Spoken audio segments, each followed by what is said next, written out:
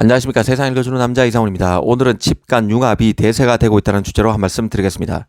이 반도체는 현실적인 이유로 철저히 분업화돼 발전돼 왔습니다.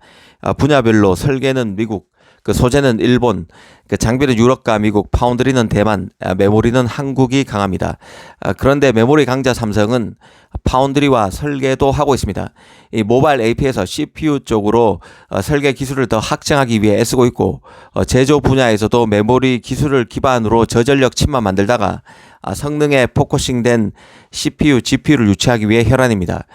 설계와 제조를 다 하면서 남들이 갖기 힘든 조합 능력과 창의성이 생길 수 있습니다. 이런 것들이 삼성 경쟁력의 기반이 되줄 수 있습니다.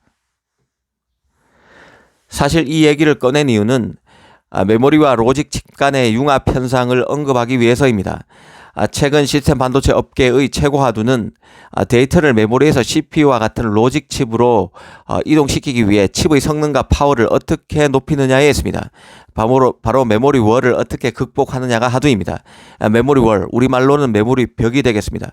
이 메모리 월이란 CPU와 메모리 간 대역폭의 차이, 한계 때문에 CPU가 제 기능을 발휘하지 못하면서 생긴 메모리 한계를 일컫는 말입니다. 그래서 메모리 성능을 업그레이드 시켜야 합니다. 일전에 엄청난 양의 데이터를 처리하는 AI 시대에는 이 컴퓨팅의 중심이 CPU에서 메모리 중심으로 변할 수밖에 없다는 말씀을 드린 적이 있습니다. 프로세서와 메모리 간 주고받는 데이터가 많아지면 작업 처리가 지연되는 폰노임한 병목이 생기는데요. 이를 막기 위해서 여러 반복론이 나타나게 됩니다. 이 가령 D램보다 더 빠른 메모리, 캐시 메모리, SRAM 같은 것을 프로세서 옆에 붙이는 방법이 있습니다. 바로 속도 차이를 개선하기 위한 것입니다. 이 같은 맥락의 연장선에서 속도를 개선하기 위한 다른 솔루션으로 신개념 프로세서도 나오고 있습니다. 프로세싱 인 메모리 인 PIM은 메모리가 일부 프로세서 기능을 맡는 메모리입니다. 프로세서 기능을 결합한 D램인데요. 이 메인 프로세서가 빨리 작업을 처리할 수 있도록 일종의 서포팅 역할을 하는 메모리입니다. 또 프로세싱 니어 메모리 반도체도 있습니다. 말 그대로 메모리와 매우 가까운 곳에 프로세서를 만들어서 메모리와 프로세서 사이를 오가는 데이터 이동 거리를 단축시킨 것입니다. 이 때문에 이 전력 소모도 줄어드는 것이죠. 이런 메모리가 지금 나오고 있습니다. 이런 해법만 있는 게 아닙니다. 이 메모리 대역폭을 극대화한 게 고대역폭 메모리인 HBM인데요. CPU와 속도 차이를 극복하기 위해서 메모리 성능을 최고치로 끌어올린 메모리라고 이해하시면 됩니다. 이 HBM은 기본적으로 현존 메모리 기술에 비해서 훨씬 더 빠르면서 전력 소모량은 더 적고 공간도 덜 차지합니다. HBM은 트랜지스터를 옆으로 펼치지 않고 최대 12개 레이어 높이로 적층하고 이 실리콘 간통 전극 TSV라는 기술로 연결합니다. 이 TSV는 건물의 엘리베이터처럼 HBM 칩의 레이어 사이를 움직이는 방법으로 데이터 이동에 필요한 시간을 크게 줄일 수 있습니다.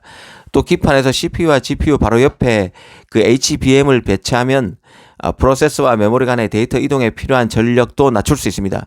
이 때문에 이 고성능 컴퓨팅인 HPC와 AI 어플리케이션에서 특히 주목받고 있는 게 HBM입니다.